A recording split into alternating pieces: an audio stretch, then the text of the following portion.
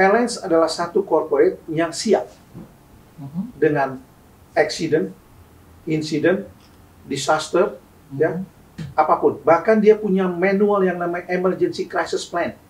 Bahkan dari 25 Maret sampai 30 Maret, itu seperti mau perang dunia. Semua airlines pada balik ke kandangnya masing-masing. Sehingga April itu boleh dibilang sudah tinggal sisa 10% daripada. Jadi artinya 90% 90% going down. going down. Dan sampai hari ini belum bergerak.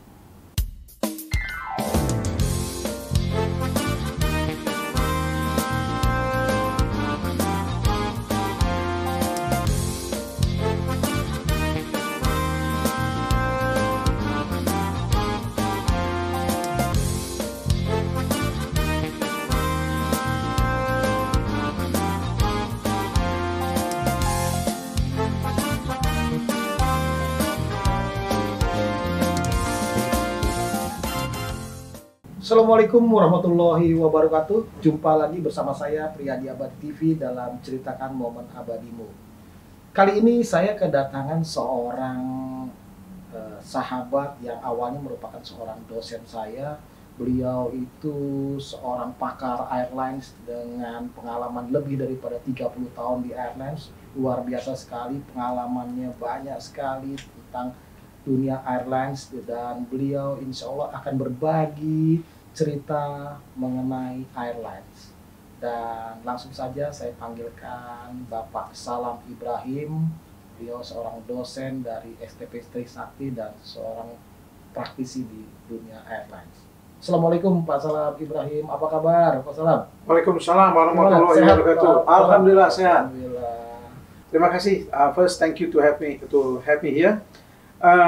Saya ingat saya nggak pernah mengajar Anda. Kita teman sekelas kok. Tahun 94. Sekelas maksudnya saya duduk, Anda berdiri mengajar gitu ya? Pak Priyadi duduk, saya berdiri. Iya. Saya kira saya duduk belajar, Bapak Salam berdiri mengajar saya. Saya kira the difference between you and me is only the age, ya, bukan soal ilmu. Kalau ilmu saya kira itu relatif, ya. Yang perlu kita appreciate, ya, bahwasanya kita belajar di ilmu yang sama, tapi kita terapkan di ilmu, yaitu di bidang pariwisata, di bidang travel industry. Saya kira that is a big things that we achieve, ya, selama ini, dan sampai hari ini kita still love the traveling experience gitu. Nah, ini menarik nih Pak Salam nih, kalau kita bicara tentang travel industry, ya, yang mana kita ketahui bersama, kalau kita bicara tentang airlines, tentunya siapa yang tidak kenal seorang Salam Ibrahim dengan pengalaman lebih daripada 30 tahun di airlines. Tentunya banyak asam garam yang Anda alami, yang Anda rasakan, yang insya Allah Anda juga ikhlas berbagi siang ini, ya. Oh iya, tentu. Saat ini kan kita sedang dalam era pandemi COVID-19, yang mana era pandemi ini meluluh lantakan sektor pariwisata, termasuk juga di dalamnya adalah sektor penerbangan atau airlines, ya. Menurut Anda sebagai seorang pakar airline, melihat suasana seperti ini bagaimana menurut Anda? Wah, umur airline sudah pasti lebih dari 100 tahun. 100 tahun. 100 tahun airlines. Ya, aviation itu sudah lebih dari 100 tahun yang pasti. Kalau nggak salah itu di 2016-17 itu 100 tahunnya aviation. Di ulang tahun ke-100 untuk KLM tahun lalu, ya, untuk Qantas tahun ini. Ini merupakan satu hal yang belum pernah terpikir oleh airlines perihal pandemik ini, di mana meluluh lantakan semua aktivitas airlines. Artinya selama ini airlines tidak pernah atau belum terpikirkan apakah ada suatu saat akan terjadi pandemik ini? Apa udah pernah diantisipasi pandemik ini? Begini, bagi airlines?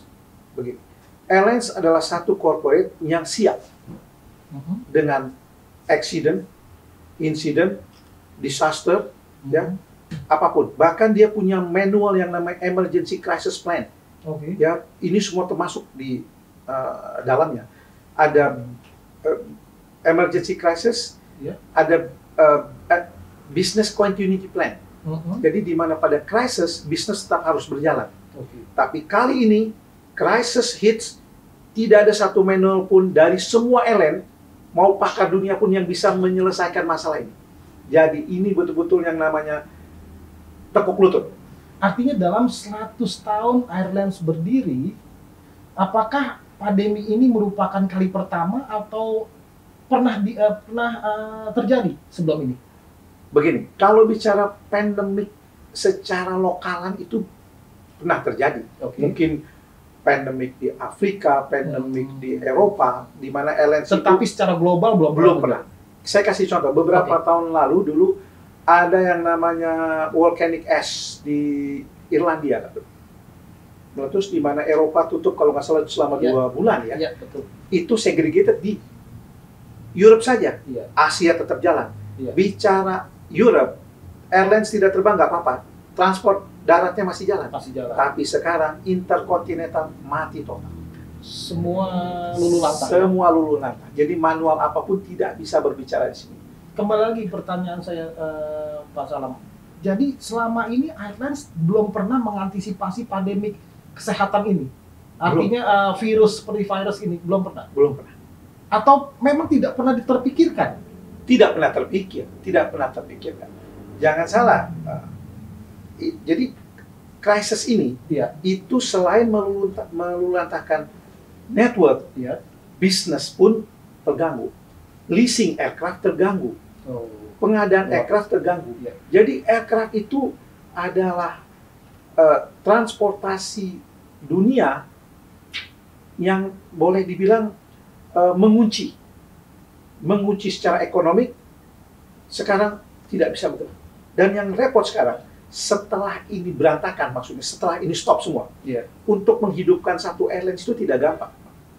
Dia harus mengaktifkan engineering site-nya mesti benar. Sistem semua. Terus dia antar negara, di mana setiap negara punya peraturan.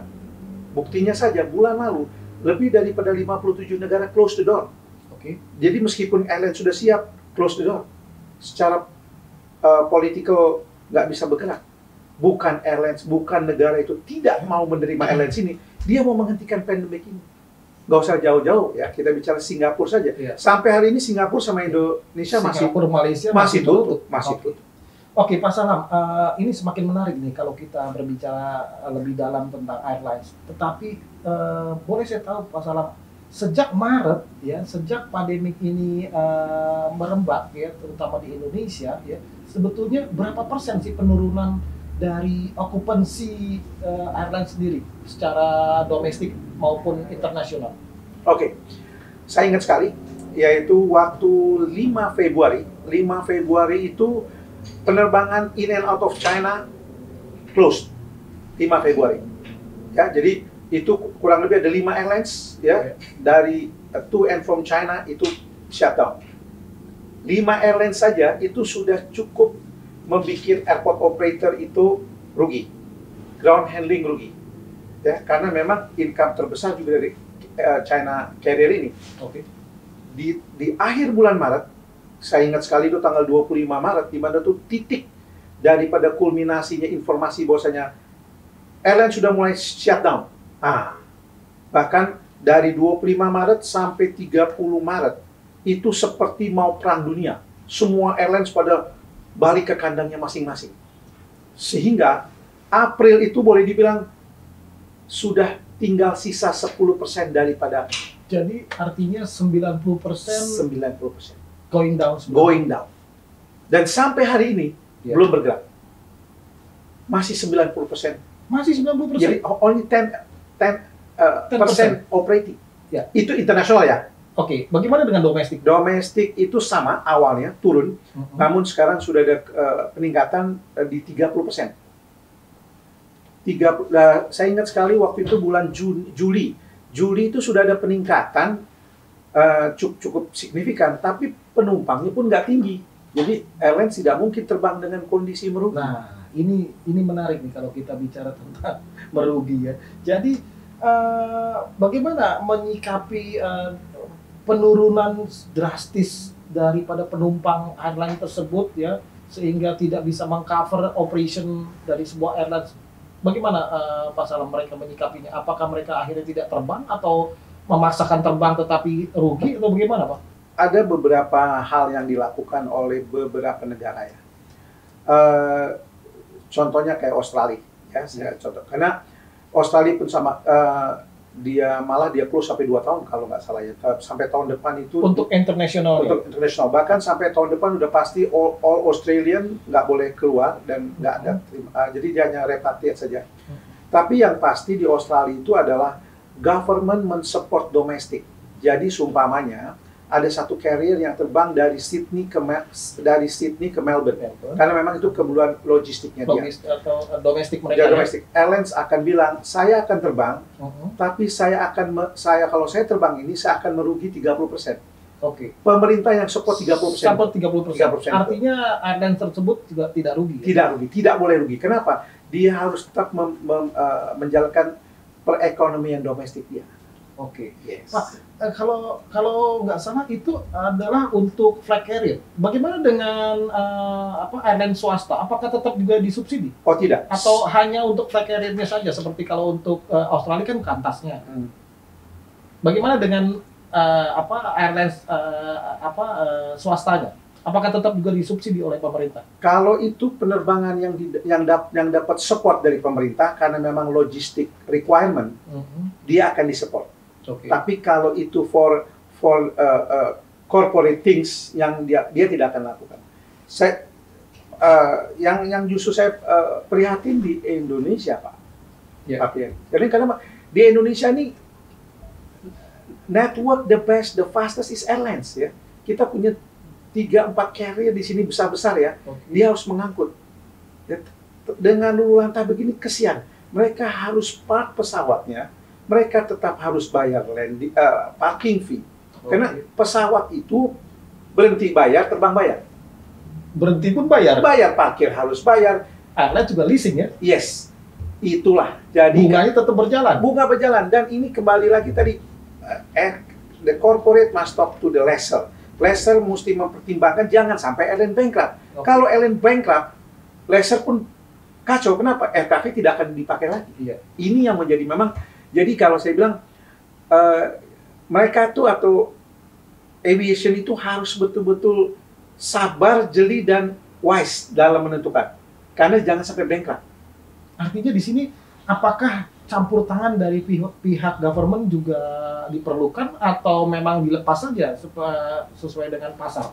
Oh, harus. Karena begini ya.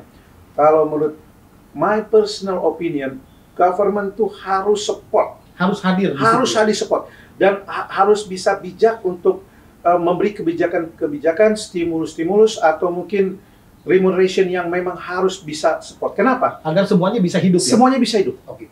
Semuanya.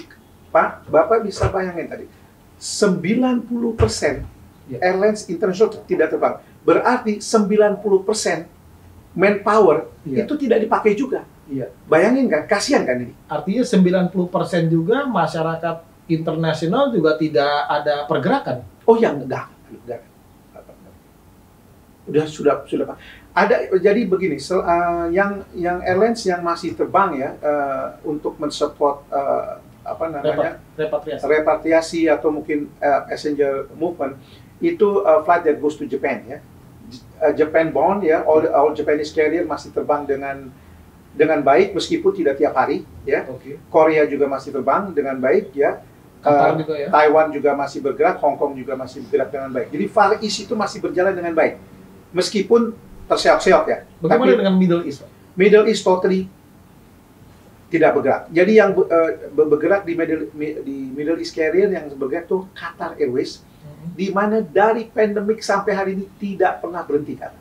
Justru kita berterima kasih sama dia, Qatar Airways, karena dia mengangkut ya orang Indonesia yang dari Amerika, dari Europe yang harus pulang, bahkan orang Indonesia atau repatriat dari Indonesia yang harus kembali ke Europe bekerja atau mungkin harus pulang. Meskipun okupansinya juga tidak bisa full atau mereka harus merugi dengan okupansi yang tidak bisa 100% atau bisa mencukupi level kuota.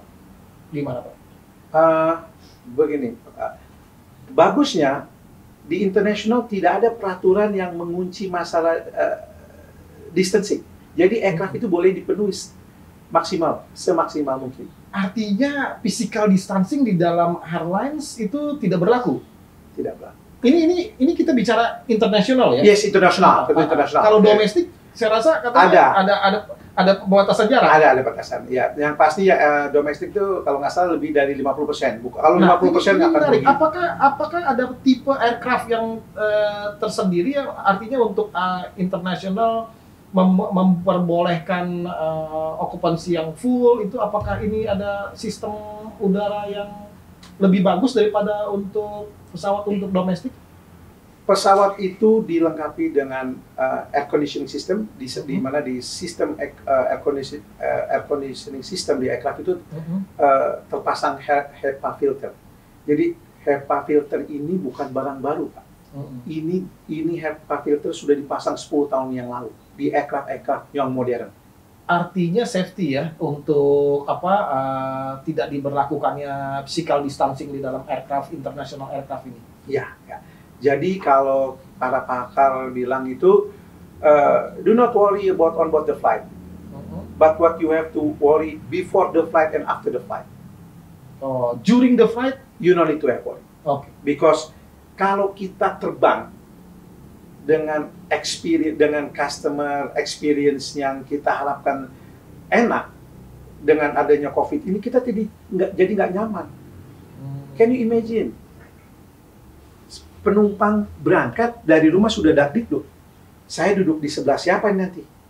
Oke. Jadi waktu dari rumah saja dia sudah stressful. Sampai di airport dia bilang mau ngomong mau duduk sama siapa, dia bingung kan. Ini akan menjadi bisa saling mencurigai. Itu nggak bagus. Itu nggak bagus. Jadi ini yang kita hindari. Jadi kita mau bikin penumpang itu seconvenient mungkin, ya, senyaman mungkin, secomfortable mungkin. Kalau nggak experience-nya hilang. Oke, Pak. Bagaimana dengan protokol kesehatan during flight? Seperti kita harus pakai masker atau kita harus pakai face shield. Itu bagaimana untuk international flight sendiri? Oke. Itu ada regulasinya atau tidak ada regulasi seperti itu? Bicara soal pandemic dan protokol ini, it goes without saying. It goes without saying means jadi orang tuh tahu. Ya, jadi kita tidak perlu instruct penumpang nanti dicek-in cuci tangan nanti enggak. Sejauh ini mereka tahu, meskipun fasilitas itu kita siapkan dari airport pun protokol terkait dengan cleaning, distancing itu semua dilakukan. Ya, pakai mask itu nggak usah disuruh, dia udah otomatis pakai. Ya, itu yang kita amati begitu. Artinya masing-masing airlines menyediakan seperti hand sanitizer atau masker itu menyediakan dan dikasihkan free atau memang penumpang harus membawa hal tersebut? Ya. Sejauh ini memang kebanyakan penumpang sudah membawa dari rumah, akan dia membawa hand sanitizer-nya sendiri. Di airport juga disiapkan ya, di onboard juga disiapkan. Tapi kan kita tidak mungkin siapkan masker di onboard the flight, karena Pak sebelum naik pesawat pun dia sudah harus pakai gitu. Ya, jadi meskipun kita siapkan gitu kan. Oke, Pak Salam, dalam pengamatan Anda setelah pandemik ini berakhir atau di era pandemik ini, di mana kita sudah mengetahui banyak negara-negara yang sudah membuka bordernya dan kita bisa mengunjungi negara tersebut, kira-kira bisa nggak sih senikmat dulu kita menikmati perjalanan di pesawat seperti itu? Let's say kita bicara ke Europe dengan 12 jam penerbangan atau ke Amerika yang sekian belas jam penerbangan. Apakah kita bisa menikmati seperti sebelum era pandemik ini? Pak Priyadi, sebelum saya menjawab ini, saya mau tanya sama Anda. Gimana, Pak? Sepengetahuan saya, Anda itu membawa tur udah sering, ya, ratusan kali, ya. Alhamdulillah. Ya, terbang dengan pesawat legacy semua yang saya lihat. Alhamdulillah. Pertanyaan saya, kenapa Pak Priyadi selama ini itu selalu membawa peserta itu dengan pesawat legacy? Ya, jadi let's say Emirates. Artinya pertanyaan Pak Salam adalah pesawat dengan full service. Full service. Kenapa, Pak? Itu dulu. Saya kira you have a special touch to to win the customer needs? Apa Oke. kira-kira? Ini pertanyaan yang menarik sekali ya. Karena ini juga saya ingin berbagi juga kepada para penonton semua bahwa tur yang kita lakukan sebetulnya bukan hanya pada destinasinya saja, tetapi during the flight kita juga bisa menikmati bahwa di dalam pesawat itu ada in-flight service-nya, ada entertainment-nya, ada nuansa atau suasana di dalam pesawat itu dengan kru yang begitu ramah, dengan fasilitas dan lain sebagainya. Ini yang mendasari kenapa saya memilih full service airlines ya, meskipun tentunya harganya berbeda dengan yang LCC, tetapi buat saya pribadi kita juga harus merasakan experience selama kita terbang, apalagi kita terbang bukan hanya 1-2 jam, bisa berbelas-belas jam. Artinya kita juga menikmati perjalanan tersebut ya.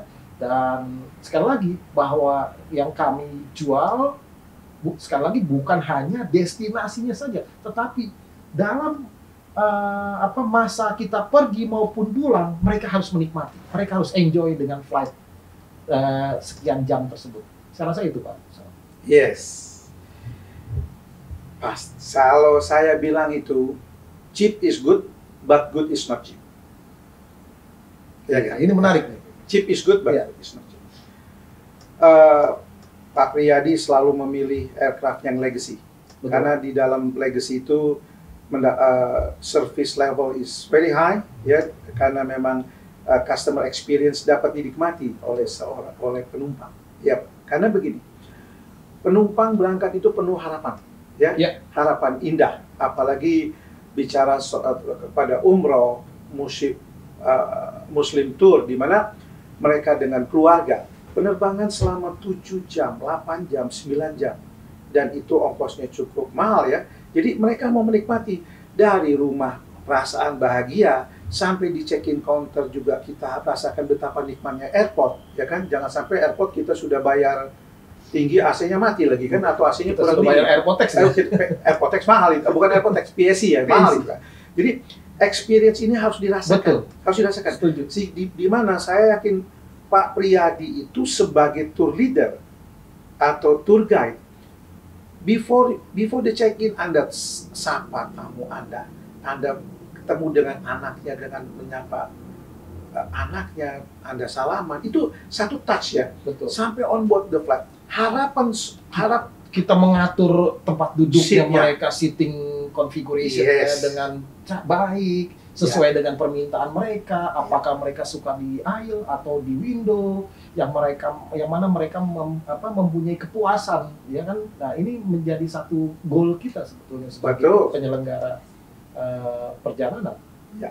Seperti tadi, legacy aircraft itu pitch-nya saja waktu duduk itu nyaman, nggak boleh sampai dia kaku. Ingat, penerbangan 7-8 jam. Betul. Ya, dia harus relax. Memang benar-benar harus relax. Lalu harapan apa? Setelah aku on board the flight, pramugaranya stewardess itu menyapanya dengan baik, ya, ambience aircraft-nya juga enak, ya, di situ entertainment-nya enak, ya. Di mana waktu sebelum take off dikasih anduk panas, dia lapnya, terus mungkin dikasih permen, terus waktu ini dia yang membuat kangen terbang ini. Ya, jadi waktu dia take suasana itu, ambience itu yang memang merupakan satu satu impian juga buat para, atau membuat satu rasa kangen yang mungkin sudah lama, mungkin kita sekarang ini sudah 7 bulanan tidak terbang, ini yang buat rasa kangen. Ini momen-momen yang tidak boleh hilang, Pak. Justru karena COVID ini tidak boleh hilang. Kalau hilang, experience-nya nggak enak. Jadi Pak Salam ingin mengatakan bahwa LCC itu juga tidak punya momen dong? Gimana Pak? Wow, ini kalau Anda mengatakan ambient, full service, artinya LCC ini tidak memberikan satu experience. Gimana Pak? Begini, saya ini bicara ambience tadi. Kita selesaikan dulu masalah yang legacy ya. Oke. On board the flight, harapan dia begitu dia take off, nggak lama lagi makan, atau dia kasih teh dan kopi. Alangkah nikmatnya sekali begitu take off jam 5 sore, begitu take off sunset kan, wah itu sambil minum teh, beautiful moment. Sampai nanti begitu pramugari itu mulai panasin apa ayamnya, chickennya, itu aroma beef yang dari pantry-nya itu sudah ke cabin. It's something appetizing. Terus dia datang, dia pilih di otak dia lihat menu ini saya pikir chicken beef, bingung gitu kan. Apalagi business class. Wah, kalau business class is a different story. It's really heaven, okay? But even though it's economy, they must really get this moment sampai dia menyelesaikan makanannya dari semua course. Bayangin, sekarang Legacy punya hot meal, punya appetizer, punya roti, punya butter, minum di sini ada jus segala macam. Ini tidak boleh berubah setelah COVID ya. Kalau nanti setelah COVID kita dikasih box, hilanglah sudah experience itu. Kalau kita takut distansi kasih box aja, wow, to me it might happening, tapi it will be not good. Artinya tidak bisa senikmat dulu. Tidak bisa. Kenapa? Because when you dine, you must be open. Bagaimana kita dining dengan box begitu terus ngeliat kiri kanan? Nggak bagus. Di mana, Pak, Bapak saya bisa perhatikan, waktu Bapak bawa tur, ibu dan anak dan ayah, 3 row, dia saling tukar makanan. Ya, sering terjadi. Iya, Bapak bilang, sering melihat ya. How nice, how beautiful. That moment itu mesti tetap terjadi. Itu merupakan education for anak itu sendiri. Betul. Ya, karena to me, flight is not just bringing passenger from one point to the other point. No, it is an experience. Nah, ini harus sampai nanti dikasih kartu landing. Waktu dia landing nanti mungkin di Jeddah atau di Madinah atau di Turki, excitement waktu landing itu terjadi. Dia sudah rapi-rapi, tas semua, isi kartu semua. Harapannya, so tour yang namanya selama 2 minggu, 10 hari atau mungkin 1 minggu, it will be a good memory to their heart. Oke, Pak. Jadi kembali lagi pertanyaan saya, Pak. Jadi apakah after pandemik ini kita tidak bisa menikmati in-flight service seperti sebelum pandemi? Jangan sampai itu kita kehilangan that experience. Kembali lagi pada passenger. Penumpang itu seharusnya sekarang harus bisa mengerti bahwasanya pandemik ini tidak boleh mengunci perasaan dia. Ya, dan on the other side, airlines atau regulator di satu negara harus meyakinkan bahwasanya traveling dengan airlines ini jangan khawatir. Tentu dia mesti buktikan dengan higienitas daripada terminal, higienitas daripada equipment yang ada on board. Jadi keyakinan dalam kita memberi keyakinan itu bukan hanya berbicara sama di brosur terus di mana di media. Nah, nggak bisa. Kita harus show. Kita harus show something di mana kita mesti bekerja sama antara airlines, travel industry, media, ya, terus government. Itu mesti make sure that everything is okay. Jadi sebenarnya tips apa aja sih yang bisa Pak Salam berikan sebagai seorang pakar airlines untuk kenyamanan atau kenikmatan bagi para calon penumpang pesawat kita, Pak? Apa tips-tipsnya? Begini. Jadi pertama kali kita harus sabar ya dengan COVID ini.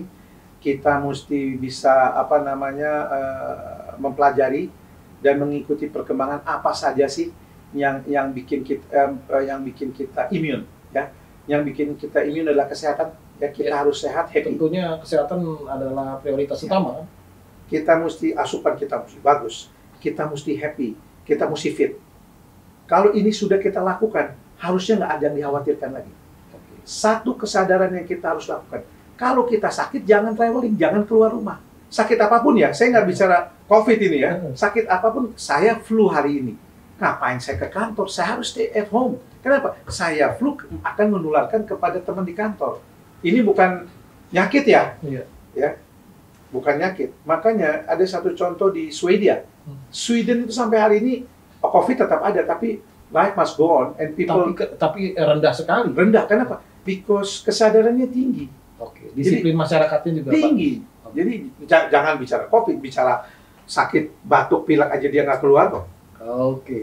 Ini luar biasa sekali nih Pak Salam dengan berbagai tips dan cerita yang sangat menarik.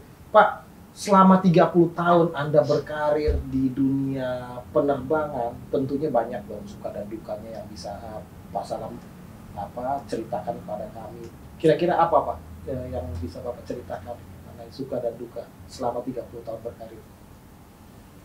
Pak Priyadi, kalau saya cerita ini bisa 10 episode. Bisa panjang. Oke, yang menarik. Begini, saya dari dulu tuh senang kalau lihat aircraft ya. Iya.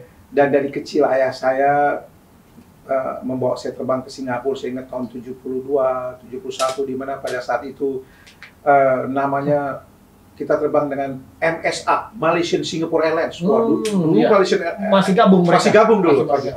Saya diajak sama ayah saya dulu waktu kita kecil pakai suntik. Cacar. Sama Ini desentri pokoknya iya. buat traveling itu, terus pakai yellow book itu, di mana kita mesti sehat itu. Sampai saya and aircraft is always my passion, ya. Saya kuliah I think in the same campus ya. Jadi setelah saya selesai di magang di tahun 1987, saya magang di KT Pacific ya. Pada saat itu saya magang selama kurang lebih 3 bulan. Waktu saya magang itu atau on the job training pada saat itu dia menawarkan, Salam, apakah kamu mau kerja di KT? Waduh, saya kaget sekali, seneng banget tuh kalau saya sampai bisa kerjakan itu, my dream job gitu kan. Semua orang memimpikan. Waduh, saya semangat sekali kan. Saya siapkan lamaran kan. Ada 3 kandidat waktu itu. Ternyata saya salah satu yang tidak diterima dari ketiga ini. Jadi yang diterima tuh yang satu ya. Iya. Ya sudah, memang ya sudah. Saya bilang ini bukan Bukan nasib saya, bukan rezeki saya. Sudah, setelah 3 bulan saya ditelepon. Salam, kamu masih berminat nggak kerja di KT Pacific? Wah, masih dong Pak, masih. Kenapa? Ayo kamu gabung. Rupanya yang pertama kali itu bukannya gagal, dia tidak mau. Setelah 3 bulan kan ada masa probation, dia tidak mau. Lalu saya lanjut, saya ngambil posisi dia. Saya join di KT Pacific itu 1 Agustus 87. Wow, itu saya masuk di airlines yang legacy international. That was so beautiful. Saya menikmati fase kerja saya. Saya semangat bekerja, saya berinteraksi dengan captain, dengan passenger, dengan penumpang, dan berbagai cases yang terjadi, missing baggage, penumpang ketinggalan barang, salah duduk dan sebagainya, dan kita mesti change itu all experience. Ini pengalaman pertama ya? Ya, di KT Pacific. Tentu dengan dimarahin penumpang lah, pesawat delay itu sudah merupakan hal yang biasa. Tapi kita nggak lihat itu, kita lihat beautiful. Apalagi pada saat itu saya masih muda, energik ya, dan si beautiful woman and stewardess setiap hari kita lihat, oh that's so beautiful ya.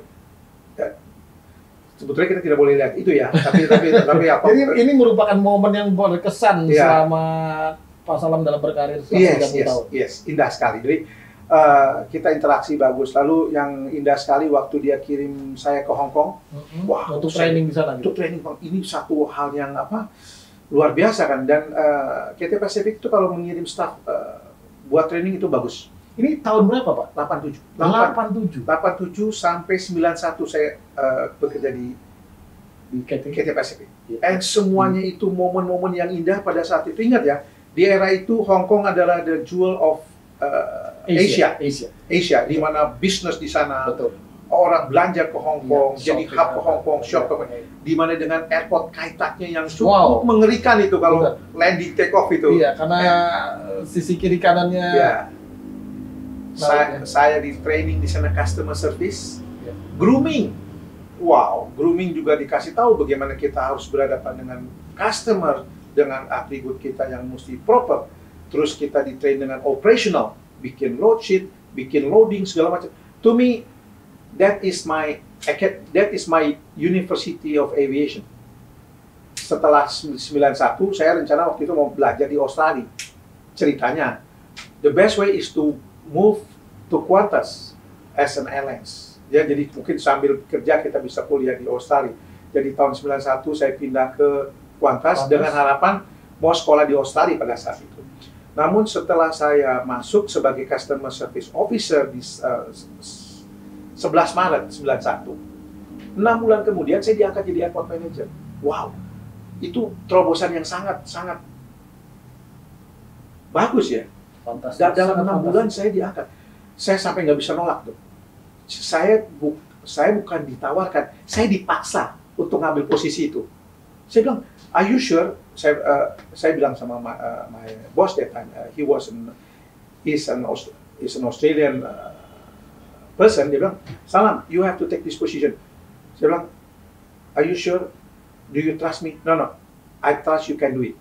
Wah, saya bilang ini opportunity yang nggak bisa kita lepas. Kita jump kan dari officer ke manager, it's a big thing. Saya ambil posisi itu. Saya di probation waktu itu selama 6 bulan. Saya belajar terus. Itu yang namanya apapun saya belajar. Ya, dari urusan operational people, gemeteran pun kita belajar pada saat itu. Jadi saya merasa, saya belajar menjadi manajer itu kurang lebih selama 2 tahun. 2 tahun saya belajar terus itu kan. Semua saya. Qantas cukup terkenal ya dalam operasional, dan saya belajar di old school of Qantas, di mana dia mendidik saya sebagai a good manager, a good operator ya, tahu santun, tahu deal semuanya. Jadi saya melakukan pekerjaan semua yang dilakukan di airlines itu saya sudah melalui semua. Deals dengan ground handling, deals dengan Pertamina Fuel Company, deals dengan airport operator Angkasa Pura, dengan authority, dengan tower semua. Kita pelajari semua, kita deals dengan pilot, dengan kru, passenger. Sama dengan crisis tahun 98, di mana kita pikir negara ini bisa pecah, ya, atau mungkin terjadi huru-hara. Memang terjadi huru-hara saat itu. Atau terjadi yang namanya jangan sampai terjadi ya revolusi. Saya takut pada saat itu. Ternyata tidak. Alhamdulillah tidak. Ya, itu kita lalui fase-fase yang cukup genting. Begitu check-in, dia nggak bisa balik lagi. Jadi begitu orang masuk, ya sudah. Sayangnya saya tidak sempat foto waktu itu dari seluas airport. Itu kita sudah lalui. Ini saya benar-benar terkesima dengan penjelasan Anda nih Pak Salam nih. Karena tentunya dengan pengalaman lebih daripada 30 tahun di airlines dan sampai selesai ya, sampai pensiun di Qantas ya. Yes. Jadi berapa tahun Pak Salam di Qantas sendiri? Tepatnya 28 tahun. 28 tahun. Ya. Ya. Jadi Qantas sendiri banyak memberikan kontribusi pengalaman dan banyak hal tentunya pada Anda. Oh iya. Ada satu hal yang saya tidak regret. Oke. Bekerja di Qantas. Saya tidak regret dan saya merasa puas.